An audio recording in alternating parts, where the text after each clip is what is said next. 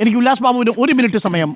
ജോൺ ബ്രിട്ടാസ് ചോദിച്ച ചോദ്യത്തിന്റെ മറുപടി, എല്ലാത്തിന്റെയും ക്രെഡിറ്റ് നിങ്ങൾ ഏറ്റെടുക്കുന്നുണ്ടോ? അറസ്റ്റ് ചെയ്തതിന്റെ, ജാമ്യം നിഷേധിക്കാൻ വേണ്ടി പ്രോസിക്യൂഷനോട് ആവശ്യപ്പെട്ടതിന്റെ, കേസ് NIA മാറ്റിയതിന്റെ, ബജരംഗ് അവിടെ അഴിഞ്ഞാടിയതിന്റെ, സംഘപരിവാർ പ്രവർത്തകരെ പോസ്റ്റ് ഇട്ടതിന്റെ, BJPയുടെ ഛത്തീസ്ഗഡ് ഘടകം പോസ്റ്റ് ഇട്ടതിന്റെ, അതിനോടൊപ്പം ഈ ക്രെഡിറ്റും എടുത്താൽ എടുത്തോളൂ എന്നാണ് ജോൺ ബ്രിട്ടാസ് പറഞ്ഞത്. ഉല്ലാസ് ബാബു. നിൽക്ക് ചേട്ടാ, കഴിഞ്ഞ പ്രാവശ്യത്തെ നമ്മൾ ആദ്യത്തെ ടേം സംസാരിച്ച് കഴിഞ്ഞതിന് ശേഷം അങ്ങ് ഇടപെട്ടതിന് പോലും അങ്ങേക്കെതിരെ സംസാരിക്കുമ്പോൾ അല്ലെങ്കിൽ അങ്ങേക്കെതിരെ വിമർശനം ഉന്നയിക്കുമ്പോഴും അങ്ങേക്ക് വിഷമം തോന്നുന്നു. എന്തടിസ്ഥാനത്തിലാണ്? അല്ലല്ലോ, അങ്ങ് മാധ്യമ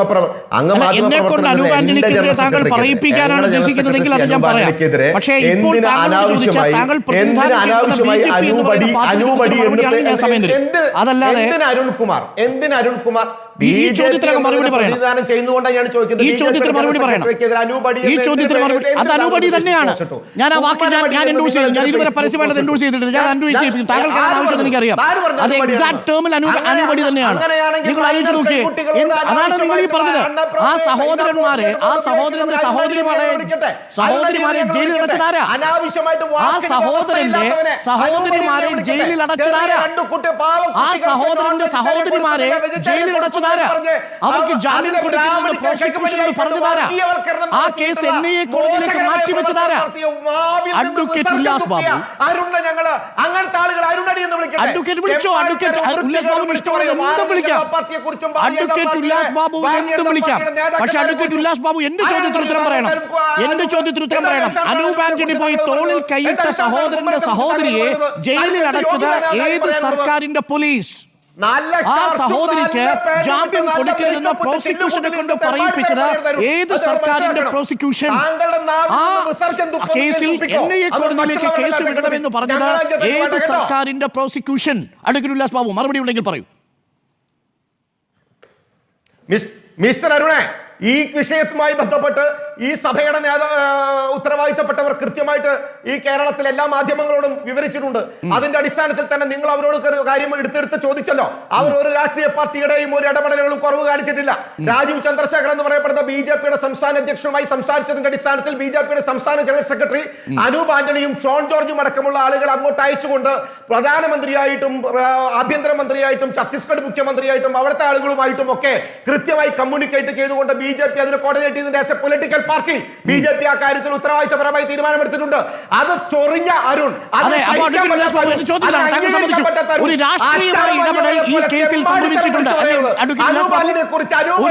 രാഷ്ട്രീയമായിട്ടുള്ള ഇടപെടൽ ഈ കേസിൽ സംഭവിച്ചിട്ടുണ്ട് എന്ന് അഡ്വക്കേറ്റ് ഉല്ലാസ് ബാബു സമ്മതിക്കുന്നു. അഡ്വക്കേറ്റ് ഉല്ലാസ് ബാബു, താങ്കൾക്ക് എന്നെ തെറി പറയാനുള്ള എല്ലാ അവകാശവും ഉണ്ട്. താങ്കൾക്കത് പറയാം. ഈ ചോദ്യത്തിൽ നിന്ന് ഒളിച്ചോടാൻ താങ്കൾ ഇത് ഉപയോഗിക്കുന്നത് അത്യന്തം ലജ്ജാകരമാണ്.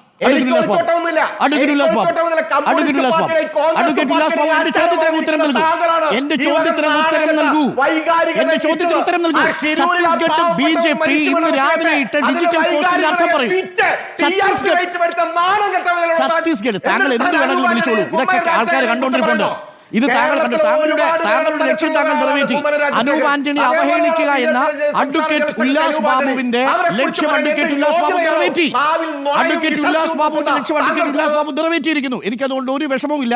അത് താങ്കളുടെ പാർട്ടി പോയി ബോധിപ്പിച്ചാൽ മതി. എനിക്കറിയേണ്ട ചോദ്യം ഇതാണ്. അഡ്വക്കേറ്റ് ഉല്ലാസ് ബാബു, ഈ രാജ്യത്തെ ഭരണഘടന ജയിലിലാക്കപ്പെടുമ്പോ, ഈ രാജ്യത്തെ 2 കന്യാസ്ത്രീകൾ ജയിലിലാക്കപ്പെടുമ്പോ അവരുടെ പേരിൽ ഇന്ന് ഛത്തീസ്ഗഡിലെ BJP ഇറക്കിയ ഡിജിറ്റൽ പോസ്റ്റിന്റെ അർത്ഥം ഒന്ന് പറയൂ. പോക്സോ കേസിൽ താങ്കൾ തന്നെ പറഞ്ഞു താങ്കൾ ചെയ്യാത്ത തെറ്റാണ്, താങ്കൾ ഇന്റൻഷനലി അല്ല, അങ്ങനെ ചിന്തിച്ചിട്ടില്ല. ആ കേസിൽ കേസെടുത്ത സമയത്ത് ഭരണഘടന ജയിൽ പോയി എന്ന് തോന്നാത്ത തലച്ചോറിൽ ഇത് അങ്ങനെ തോന്നും. കാരണം അത് രാഷ്ട്രീയത്തെ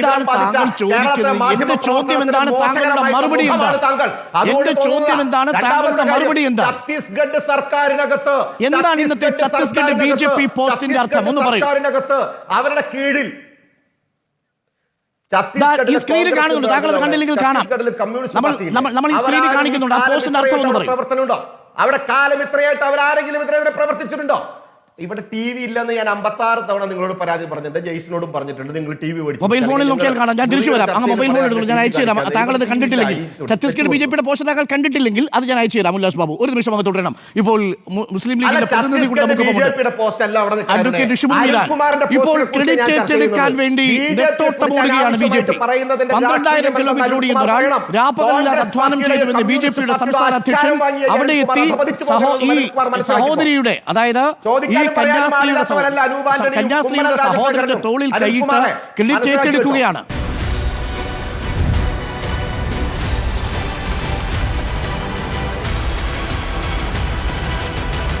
Debate with Dr. Arun Kumar.